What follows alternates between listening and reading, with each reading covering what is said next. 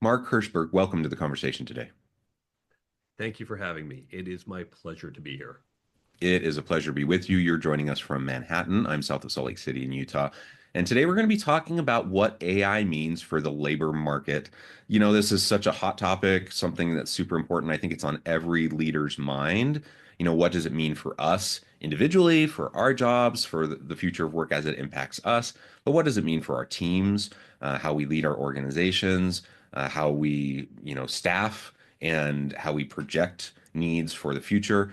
These are all the types of things we're going to try to unpack and explore together today. As we get started, I wanted to share Mark's bio with everybody. Mark Herschberg is a transformational CTO with 3 degrees from MIT and multiple patents in AI and cybersecurity. Mark has spent his career launching and fixing new ventures from startups to Fortune 500s, working in cybersecurity, digital media, healthcare, online marketplaces, and he's tracked criminals and terrorists on the dark web. Mark has also taught at MIT's famed Career Success Accelerator for over 2 decades, is the author of the Career Toolkit, Essential Skills for Success That No One Taught You, and creator of the innovative Brain Bump training app. He advises companies on technology and AI strategy. And that's just a quick overview. I mean, there's so much more about your background, so many things you've done and accomplished. But is there anything you would like to highlight by way of your background before we dive on in? I think we got the key parts. So I am in the trenches, building technology, building AI, using it. But then I also, through my work at MIT and my book, focus a lot on professional development and the labor market and how we evolve as employees and workers. So it's really fun to talk about how these two worlds come together because AI affects it from both sides. Yeah, it absolutely does. We get to learn how to utilize it as a tool. And I always say, like, certainly there's disruption when it comes to AI, and people are all scared and worried about, hey, how AI is going to displace workers. People are going to lose their jobs and whatnot. And yeah, and I always say, what people really need to worry about is people who don't learn how to use AI as a tool losing their jobs, because those people become obsolete. If you don't know how to utilize it, then you're not going to be nearly as useful as someone who knows how to utilize it as a tool, because it is an incredible tool, right? But I think while it can automate tasks, while it can certainly make us more effective and efficient in spectacular ways, we still need people. We still need human beings for all sorts of reasons. And just like every other stage of the Industrial Revolution, every time we've had some sort of new innovation, some sort of new automation, we still need people, and we just open up new avenues for those people to do new cool things as the automations take over some of those tasks that we just don't need to do anymore, right? And so Yeah, to that. go ahead. Go ahead. And we'll talk a little later about how specifically you should think about how to evolve your role and use AI to augment what you do. Here's Yeah, where the comes in. You're right that technology destroys jobs and creates jobs, but they're not always equal jobs. And sure. so look over history. Farming is a classic example. Yes, we Mhm. destroyed farming jobs, but we created factory jobs. And that transition happened over literally decades, and the ability to switch from being a farmer to being someone in a factory. And back then, 100 years ago, low skilled factory worker, easy transition. But we've seen other areas where it hasn't been as smooth. You can look at toll booth collectors as a more recent example. Now, all of us are very glad we got rid of toll booth collectors because they created friction. If you've ever had to commute, many of us have, it was Yeah. annoying. Great, we got rid of them. Good for all of us, save for the toll booth collectors. And their jobs weren't coming back. It's not that they became more efficient toll booth collectors or more efficient milkmen or more efficient telephone operators. We just got rid of them. Now, here again, if you were a toll booth collector, it was unskilled labor, and we could Right. move to another unskilled labor job. You could be a Walmart greeter. When we look at technology, so here's a more recent example of kind of how things split.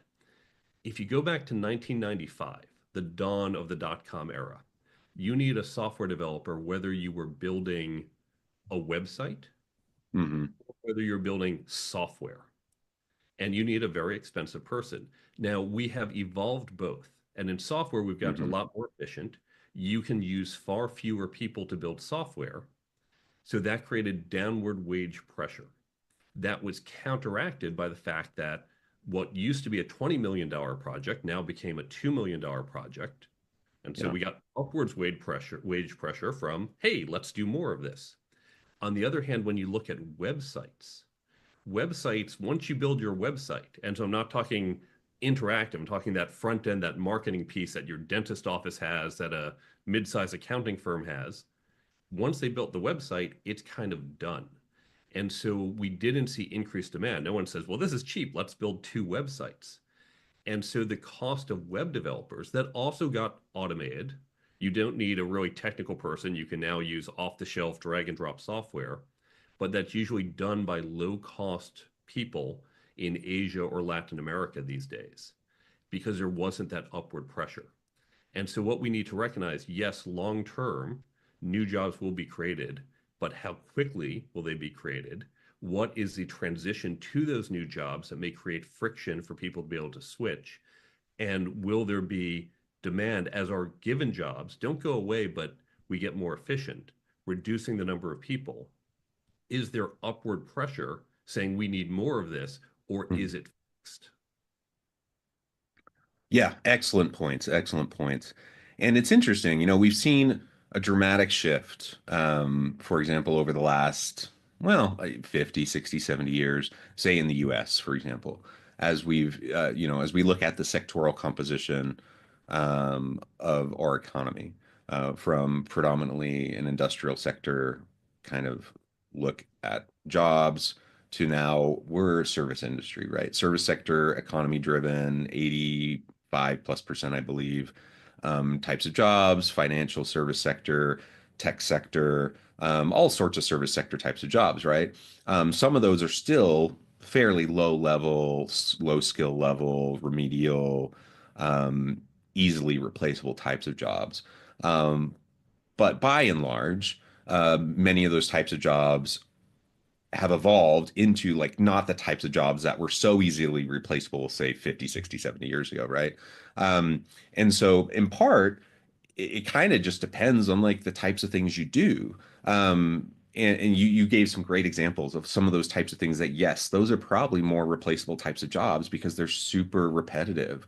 They're, but do we need those types of jobs? Or can we, as a society, evolve past those types of jobs anyways? And should we evolve past those types of jobs anyways? Can we create better, more meaningful work for people beyond that type of work that's going to be more valuable for them anyways? And I would argue yes, like regardless of AI or anything, like I think we should have better work for people generally, anyways. And so but then it brings up all these other questions about reskilling and upskilling, and we don't want to just leave people out of work and destitute, and we want to give people opportunity, right? And so that's a whole other set of public policy questions and like all these other things as well, which definitely are important and need to be considered. But to rein it back into like talking specifically about labor market and labor force, absolutely, there's all these complexities as we think about like what does it really mean for the here and now? Like right now, if I'm a leader and I'm thinking about my team and I'm thinking about all these new tools, and let's say I have someone leave. So I had a team of five to do whatever needs to be done, and now I have someone leave, and now I have a choice. Do I fill that position, or do I leave it vacant? And do we have just absorb that role and do what that person used to do and just do it amongst the four people, right? And that's a choice that like everyone's making nowadays, right? Because in part we have so much more augmented capacity due to all of these tools that are available to us. And that in a one-off isn't that big of a deal, right? You were talking about one person in a one-off situation, but in the aggregate, across every team, across every company, across the whole economy, that's a lot of positions. That's a lot of jobs. That's a lot of opportunities that all of a sudden might be vanishing. And so that does become a big deal. Can you speak to that a little bit? Yes. Let's talk about how this impacts both you individually and you as a leader. Yeah. we look at our jobs, we shouldn't look at them holistically, but rather break them down task by task. Yeah. Going by my physics background, I think of unit vectors. When you Mm. think what you do during a week, there's a whole bunch of small things you do. You probably schedule a meeting because you have to meet with your peers. You might put out a report, and don't forget to put that TPS cover on it. You may come up with a big strategy. You might have a conversation with someone, make a decision. You really want to break it down to here's all the different things I do. And then look at each of those tasks and ask yourself two questions. How automatable is this? And how valuable is this? If you create lots of pivot tables, well, that's going to be pretty automatable. If much of the code that you write as a software engineer is pretty basic, that's automatable. Or a lawyer who's redlining a contract to find risky areas. On the other hand, some bigger things, the software design, how to interpret the pivot tables, and AI is getting better at, but how you then take that knowledge and create a recommendation for the client, that starts to get a little harder to automate. And then also look at the value. If we go to this lawyer example, redlining a contract, obviously very important. You need to catch issues, but that's not really what you're getting paid for. Yes, the client needs it, but the client really wants legal strategy and legal protection. And so you know that certain tasks like redlining contracts will start to get automated. That will free you up for maybe higher level, more important, more valuable options. So when you look at your job, you're going to look and say anything that is low value and automatable, that's going away. If it's high value and automatable, it may still go away. And if it's low value and not automatable, it's probably not what you want to be doing and not where the company wants you to spend your time. So look for those high value, hard to automate tasks. But then the second part of this is there demand for more? In that software example, well, we can always create more software, but we're not going to create more websites because I just don't need more. That lawyer who now moves from just mechanical redlining to legal strategy, great, that's valuable, but there's a limit to how much legal strategy I need my lawyers to give me. And so you can ask yourself as a shortcut, imagine if your team size doubled or everyone was suddenly twice as productive. Would the company say, if you're twice as productive, would the company say, fantastic, we can now deliver more value to our customers twice as much? Or would they say, well, now I can get by with maybe half of the team or three-quarters of the team and reallocate those funds somewhere else? And that's going to tell you whether those remaining value creation pieces have a lot more capacity, a lot more demand, or whether there's a cap, and that's going to put that downward pressure on your role, whether the employment or the wages. Yeah, excellent points, excellent points. And so, and there's no like specific right answer to this, right? This is the kind of thinking and calculus that we all have to be going through to consider and ultimately what's right for one team, for one organization. It may be a completely different answer for somebody else. It is compelling to think about that increased capacity, though.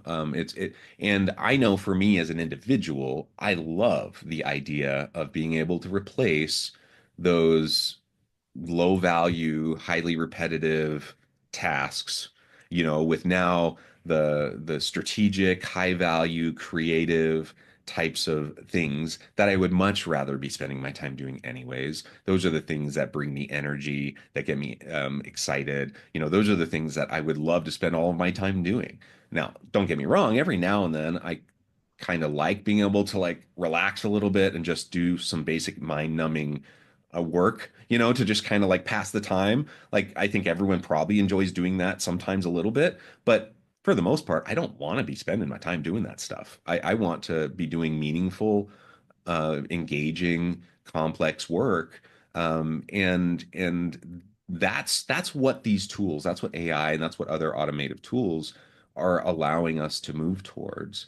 And ultimately, then it becomes a question of like competitive advantage and in each organization, do we have enough demand for our products and services to necessitate like the number of people we have with this increased capacity, or increasing the number of people we have with exponential capacity, right? Or ultimately, are we going to be reducing our workforce because of now we have this increased capacity? And these are hard questions, especially when we have value people, like when we have people that have been with the company that we really appreciate, they've made great contributions, and now all of a sudden, we know maybe we don't need quite as many people. And this is why I do see, more often than not, a lot of these kinds of conversations happen around attrition.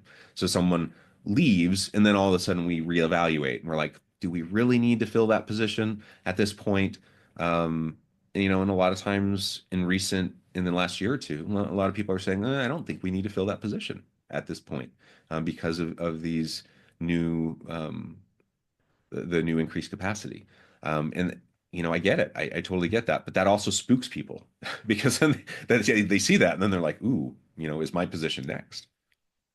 There's an interesting secondary question with what happens when we eliminate some of these rotests. If you're a carpenter, you like the carving and creating really nice, intricate pieces. The putting 100 nails into something, you don't care about that. You're very happy that you have a nail gun to do the basic part for you, or the rotating saw to cut things faster. But there's a wax on, wax off question. I think most of your audience is old enough to recognize that reference. The building up through the practice, that if I don't spend all this time building pivot tables or redlining contracts, am I truly able to get to that higher level thinking? Or did I miss something along the way? Yeah. And we'll take the classic example of calculators. Everyone was worried in the 1950s, oh, we're all going to forget about how to do math with calculators. Now, on the one hand, you have people like my peers in science and engineering, where we say, great, this is making it just so much more efficient for me to calculate very big numbers. Yes, I could do it by hand, but it's slow, and I like doing this. On the other hand, we have people who have said, oh, I'm just using a calculator. I can't even calculate a 15% tip or a 20% tip in a restaurant. And so I'm going to rely on the calculator. And that's fine for the restaurant, but it also means when they might be listening to a political debate and someone talks about borrowing money and interest rates and what this does to deficit, they lack the basic math skills to be able to just say, this is the implication. Is this something I'm okay with or not? And so in both cases, we have outsourced the calculation, but the first group of people says, well, I still know how to do it. I just use it for efficiency. The second group says, I just don't care about doing it. And they've lost something in their overall capabilities. So you have to be very careful as AI gets more advanced. It's still, now we're talking LLMs, so they're still relatively nascent. Other areas of AI are more advanced. As it becomes more advanced, and they start to really do eat away at this, and we can treat it like a black box, are we going to lose certain capabilities by not having the wax on, wax off? Yeah. And I'm thinking, just as you were mentioning all of that, I was just thinking about some personal examples. And, I have a little bit of a coding background. I also have quite an extensive statistics background. And, but I've learned to become quite reliant on statistical softwares, and they're super helpful, right? I don't want to be calculating regressions or standard deviations by hand. That's ridiculous. I mean, why in the world would I be doing anything like that, especially more advanced types of statistical analyses? And then when it comes to coding, my goodness, the AI tools are so helpful in debugging and looking at codes and helping you develop and dealing with the basic stuff so you don't have to spend time on it, like all that kind of stuff. And I'm like, oh my gosh, it's so helpful. And I totally get though, like how having the baseline understanding really helps me dig in. So like if something's not working, if something's not the way it should be, I actually know what to do. And I know like how to go in there and like to fix it. But if I was relying on the tool to do it and then something didn't work, it wouldn't and I didn't have that background, I wouldn't necessarily know how to go in and fix it, right? I would just be so reliant on the tool. And I guess that's kind of what you're talking about.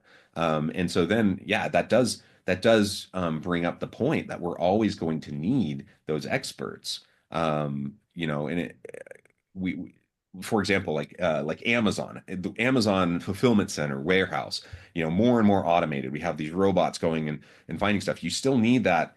What do you call it? The robot technician guy.